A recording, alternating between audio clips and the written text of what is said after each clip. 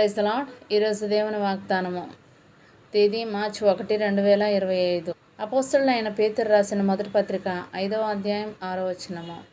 దేవుడు తగిన సమయమందు మిమ్మల్ని హెచ్చించునట్లు ఆయన బలిష్టమైన చేతి క్రింద దీన మనస్కులై ఉండుడి. ఆమేన్. నా ప్రియ సహోదరి సహోదరులారా, లోబట్టుటకు సాదృశ్యం యేసుక్రీస్తు మాత్రమే. పరిశుద్ధ గ్రంథంలో చూసినట్లయితే యేసుక్రీస్తు తన శిష్యుల పాదాలను కడగడం బైబిల్లో మనకి వినయానికి గొప్ప ఉదాహరణగా కనిపిస్తుంది. సృష్టికర్త అయిన ఆయన మనందరికంటే గొప్పవాడు. ఆయన తనను తాను తగ్గించుకొని తన శిష్యుల పాదాలను కడగాలని నిర్ణయించుకున్నాడు. ఈనాడు మనం కూడా అదే పనిని చేయాలంటే మనల్ని మనం తగ్గించుకోవాలని, మన జీవితం అంతా దేవునికి సమర్పించుకోవాలని పరిశుద్ధ లేఖనం సెలవిస్తుంది. మనము మొదటి అడుగు ముందుకు వేసి ఈ పనిని చేసినప్పుడు ప్రభువు మనల్ని ఎంతో ఉన్నత స్థానానికి హెచ్చిస్తాడు. మనం ఇతరుల ముందు కూడా వినయంగా ఇంకా దీనత్వం కలిగి ఉండటం నేర్చుకోవాలి. అందుకే పరిశుద్ధ గ్రంథం ఏమంటుందో చూద్దాం.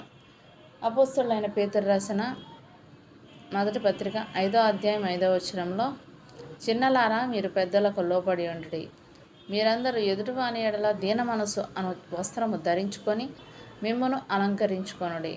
దేవుడు అహంకారులను ఎదిరించి దీనులకు కృప అనుగ్రహించును అని వ్రాయబడి ఉంది.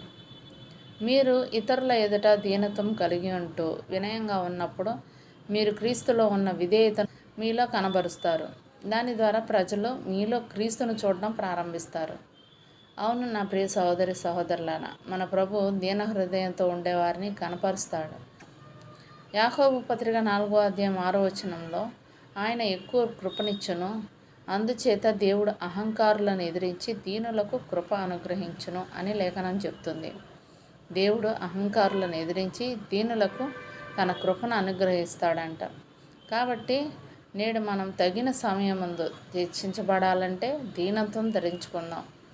దేవుడు తగిన సమయమందు మిమ్మల్ని హెచ్చించినట్లు ఆయన బలిష్టమైన చేతి కింద దీన మనస్కులై ఉండుడి అని వాగ్దానం ఈరోజు ఇస్తున్నాడు. మనము దేవునికి లోబడి జీవిద్దాం. ఆయన బలిష్టమైన చేతి కింద దీన మనస్కులై ఉందాం. అప్పుడు దేవుడు మనల్ని ఆశీర్వదిస్తాడు. ఈనాడు యేసుక్రీస్తునకు మన జీవితాన్ని వినయపూర్వకంగా సమస్తాన్ని సమర్పించుకున్నప్పుడు ఈ లోక కార్యాలు ఏవియో ఇకపై మనకు గొప్పగా అనిపించవు.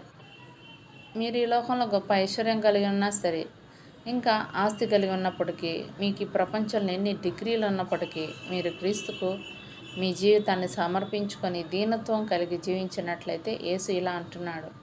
మత్తయి సువార్త 23వ అధ్యాయం 12వ వచనంలో, తన్ను తాను హెచ్చించుకునివాడు తగ్గింపబడును, తన్ను తాను తగ్గించుకునివాడు హెచ్చింపబడును అని.